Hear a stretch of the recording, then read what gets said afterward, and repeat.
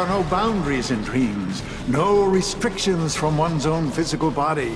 You have entered a new world where the spirit is free and that freedom is limitless, even for someone like me! Welcome to Watch Mojo, and today we're diving into the flicks that, regardless of quality, had us questioning our own sanity at points. There's been a slight misuse of the substance. A few extra hours were accidentally used, causing an alteration.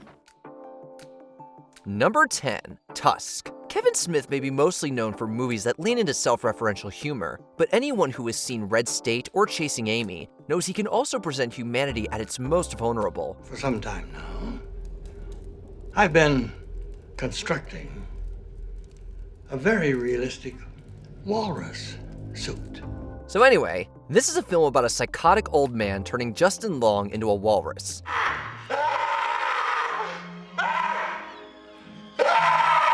Inspired by a hoax online that boasted a similar premise, this film meanders between a clout chaser losing his mind as he's stitched into a walrus costume. All the while, Johnny Depp randomly appears as the most outlandish Quebecois detective you're ever likely to meet. It is quite the cocktail. This man is making a monster.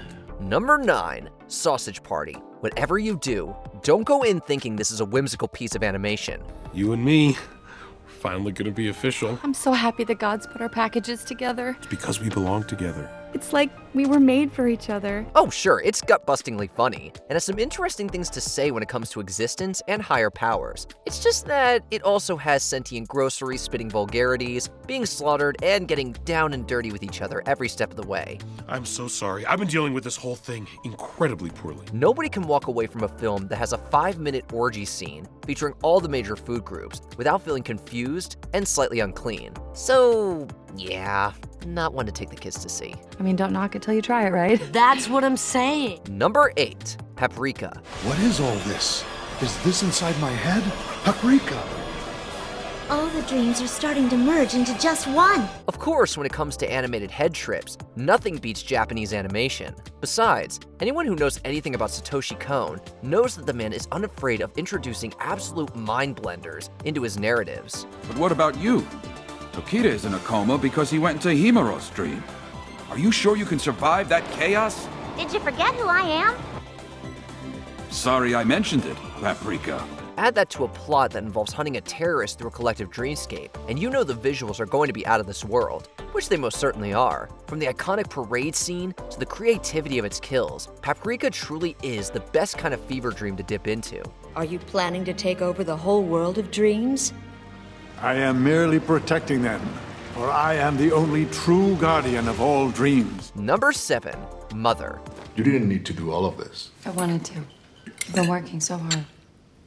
Yeah, right. With the bloodiest of biblical parallels, Darren Aronofsky's psychological smorgasbord is one that will leave you disturbed, if only for the ghastly imagery. As a loving couple endeavor to live a peaceful life inside their home, strange happenings start to occur, including an influx of guests who begin to cause distress and destruction. All these people. I know, they're just letting off steam. They're painting our house. All of which culminates in some of the gnarliest deaths you're likely to see outside of a slasher movie. It certainly has its poignant moments when it comes to showcasing humanity and its appetites at their worst, but boy does it revel in it. They're gone.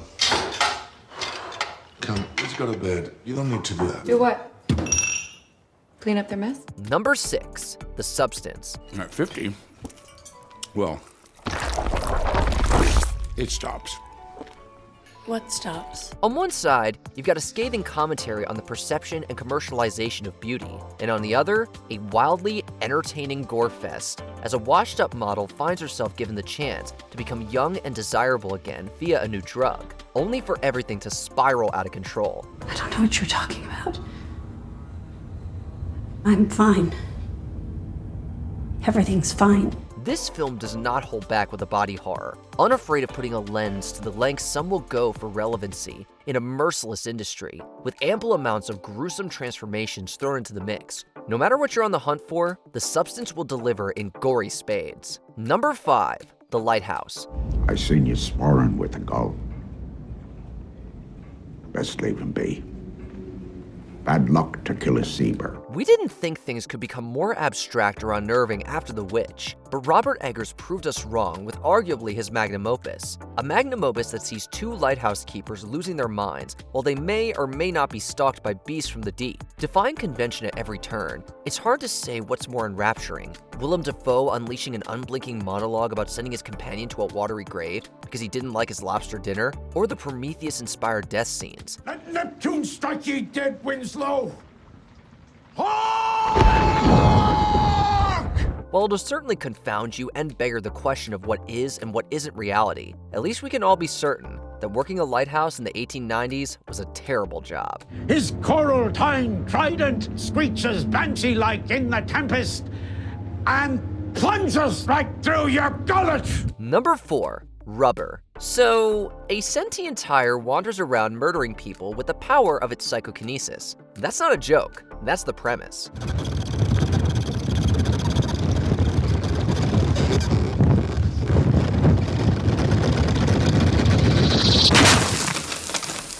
Or is it? Between the tire going off on a killing spree, we constantly switch to the other cast of characters who are both participating and commenting on the film they're apparently aware they're in. Or not? Hey, wait! It's not the end! He's been reincarnated as a tricycle! Rubber doesn't so much walk the line between seriousness and satire as it does make a skipping rope out of it, using a fun B-movie premise to laud harsh critiques about Hollywood, movies, and life in general, to the point where the mass-murdering tire becomes the only thing in the movie that makes the most sense. Because life itself is filled with no reason. Number 3. Swiss Army Man. Who'd have thought that a film revolving around two men, one essentially a corpse capable of using his farts to fly across the ocean like a jet ski, would make for such a heartfelt viewing experience? I'm sorry. I thought you were dead. Am I dead? I don't think so. You're talking. Well, seeing is believing. Paul Dano and Daniel Radcliffe are magnetic, as two castaways who build the most unusual friendship, mainly due to Radcliffe's character, despite his freshly expired state, able to perform biological miracles. People don't like other people's farts. Is that why you don't fart in front of me? It is quite the surreal journey, to the point you'll be left befuddled that you can feel such empathy and concern for someone who uses their gentleman's sword as a functioning compass. We sang, and we danced. Oh, God. And it was beautiful. I wish you all could have been there. I wish you all could have seen it. Number 2. Megalopolis. Sleep. Chance to dream. Ah. There's the rub. For in that sleep of death what dreams may come when we have shuffled off this mortal coil must give us pause.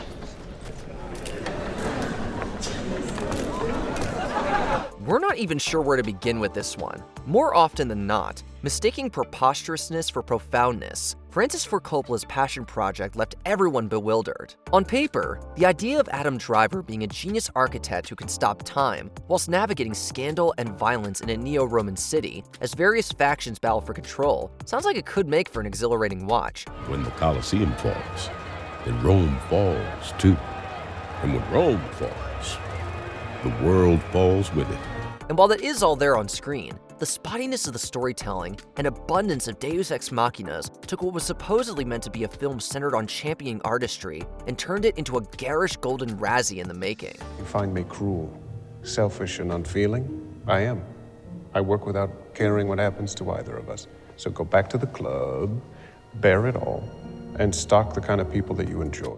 Before we continue, be sure to subscribe to our channel and ring the bell to get notified about our latest videos. You have the option to be notified for occasional videos or all of them. If you're on your phone, make sure you go into your settings and switch on notifications.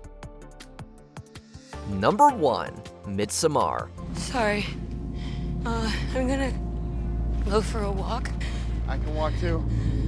No, I'm gonna...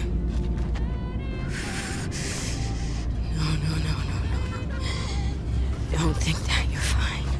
It's almost your birthday.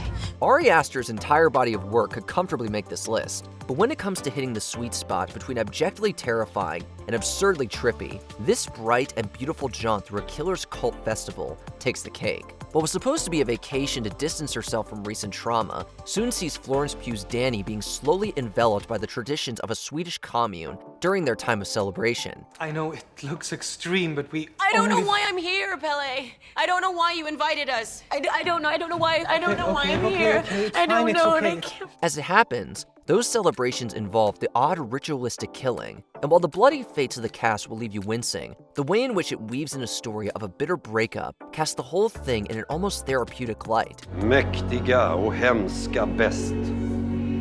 Med dig renar vi oss från våra mest oheliga affekter. Vi förvisar dig till det djupa mörker där du kan begrunda vad ont. You know you've been through it when you're cheering for a couple to finally split up, albeit with one of them getting stuffed into the gutted body of a bear and left to die in a burning temple. Which of these movies broke your brain? Let us know in the comments, and be sure to subscribe for more videos every day. No! Did you enjoy this video? Check out these other clips from WatchMojo, and be sure to subscribe and ring the bell to be notified about our latest videos.